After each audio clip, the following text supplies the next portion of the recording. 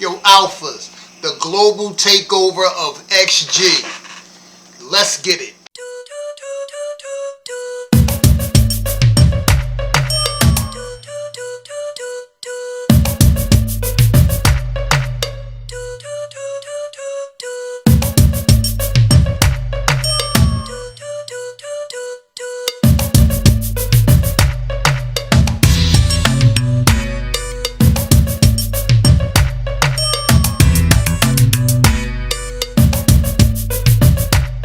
Okay, reactors, welcome back to the channel, the Nuclear Reactor, the reaction channel where all the reactions go nuclear.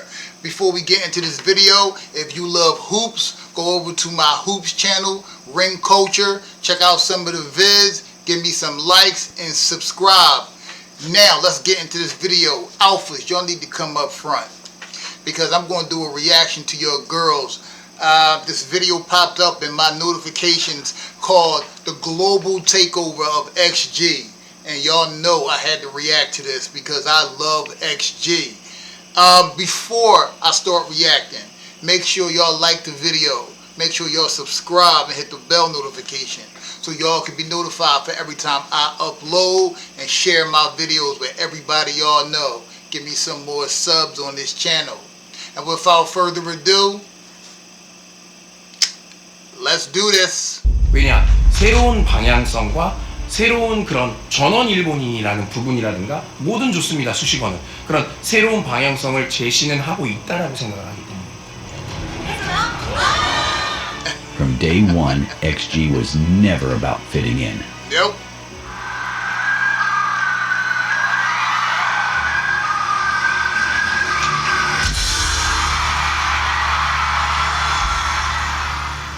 Now they're here on the global stage as global artists.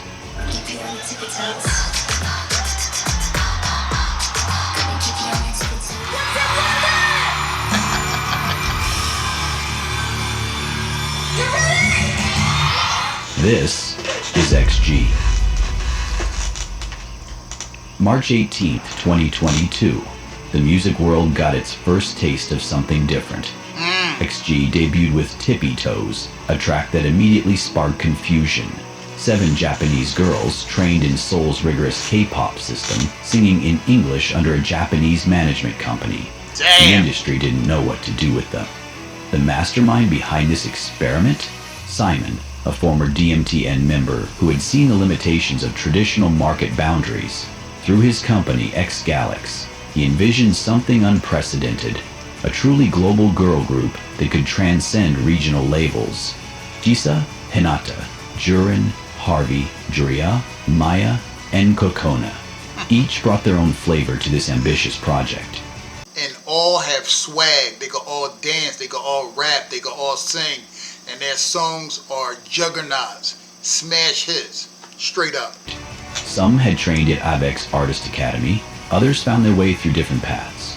But they all shared one thing, the willingness to pioneer a new category.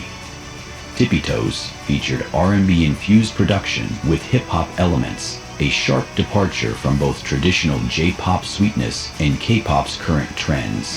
The choreography was sleek, the visuals cinematic, and the message clear. XG belonged to the world, not just one country. Yep. The debut quietly made waves internationally. But the real test lay ahead. Could a group that refused traditional categorization find their place in a market that thrived on familiar labels? The questions came from everywhere. Are they K-pop? J-pop? What genre is this? XG found themselves in They're X-pop. XG found themselves in limbo, too different for J-pop traditionalists, too Japanese for K-pop purists, too niche for mainstream Western audiences. The group performed on Korean music shows but promoted globally. They trained in Seoul but remained proudly Japanese. They sang in English but drew from Asian musical traditions. This identity crisis reached its peak during their early promotional period. Music journalists struggled to categorize them. Fans debated their authenticity. The group faced the challenge every pioneer encounters. Being the first means having no roadmap. But XG embraced the confusion. Instead of conforming to existing categories, they doubled down on their unique positioning. Their follow-up release, Mascara, continued exploring R&B and hip-hop territories while maintaining their multicultural identity. The breakthrough came in 2023 with Shooting Star. The track perfectly captured their evolution. Confident, globally minded, and undeniably their own, the song showcased their vocal abilities while maintaining the hip-hop edge that set them apart. More importantly, it proved they could create addictive music without compromising their vision. Shooting Star marked the moment XG stopped explaining what they were and started showing what they could do. Then came Girl Gang, and everything changed. Yeah, y'all heard me say this on my other XG videos. I can hear their influences in their music. I mean, their music take me back to like 90s, early 2000s, like R&B, hip hop, rap, stuff like that. They got a good soulful sound to them. Yeah, they are just extraordinary. Then came Girl Gang, and everything changed overnight. The track dropped with an immediately viral element, the cheer choreography. 7 girls, 7 cheers. Synchronized movements that looked effortless but required incredible precision. Social media exploded. Dance studios worldwide attempted the routine. The song became a cultural moment. But the real victory lay in the numbers. Girl Gang became the first Japanese song to reach #1 on Billboard's Hot Trending Songs chart. XG became the first Japanese artist to top the Billboard Hot Trending Songs powered by Twitter chart. They graced the cover of Billboard magazine, the first Japanese girl group to achieve this milestone. These achievements validated their global strategy. They had bypassed traditional promotional paths and reached international audiences directly. The gamble of targeting the world instead of focusing on domestic markets was paying off. Then came Puppet Show as the title track of their debut EP, New DNA. The song represented everything XG had been building toward, a dark, cinematic... Their videos are a visual feast too.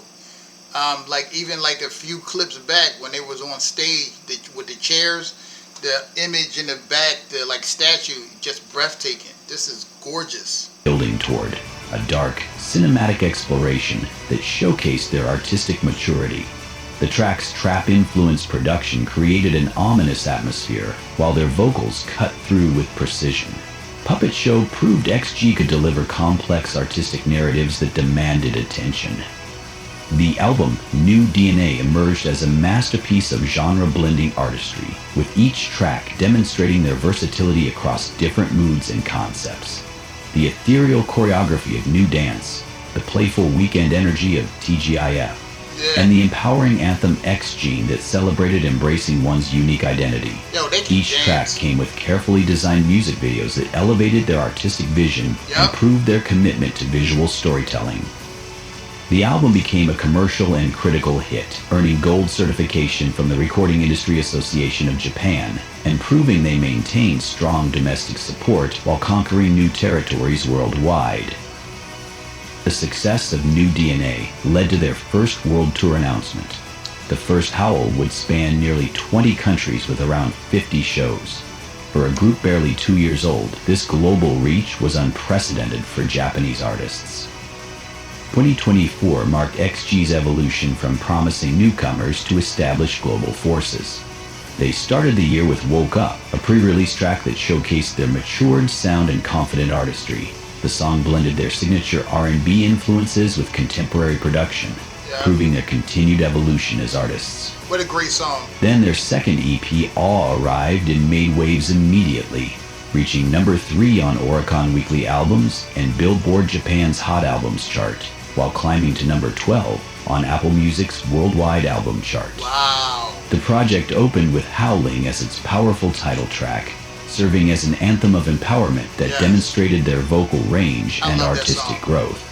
If You Know You Know celebrated their bond as a group with intimate storytelling, while Something Ain't Right delivered a haunting exploration of inner conflict through its cinematic music video. Is This Love explored romantic themes with sophisticated production, and In the Rain showcased their ability to convey deep emotion through atmospheric soundscapes. The awe era solidified XG's position as global artists who could seamlessly blend commercial appeal with meaningful depth.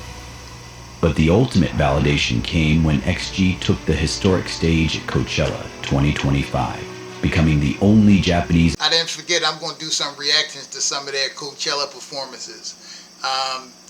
2025, becoming the only Japanese act on the lineup. This moment represented more than just another festival performance. It symbolized their arrival as legitimate global artists. Yes. Coachella, the festival that had launched countless careers and cultural movements, had recognized XG as worthy of its stage. Their performance sent shockwaves through the industry.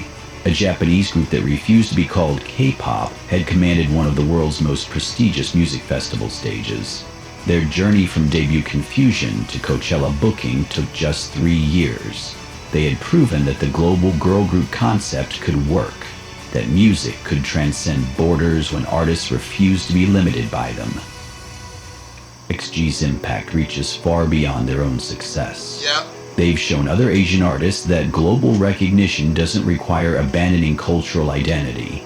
They've proven that English language music from Asian artists can compete on the world stage without conforming to Western stereotypes. Their influence appears in newer acts experimenting with similar multicultural approaches. The industry has started recognizing global girl group as a legitimate category, not just a marketing term.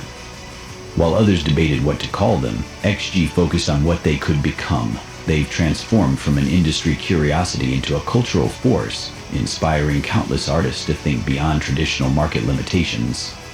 From being dismissed as K-pop adjacent, XG evolved into something the industry never expected. The first true global girl group. XG dared to be bold. Will you? Will you? Bow down to the X. That was great. They are definitely taking over the world. And they are definitely extremely hot on fire. I'm loving every song I've heard so far from them. I love it. Make sure y'all go check out my XG playlist and share my playlist. All I can say is XG, extraordinary. But that's the video for today.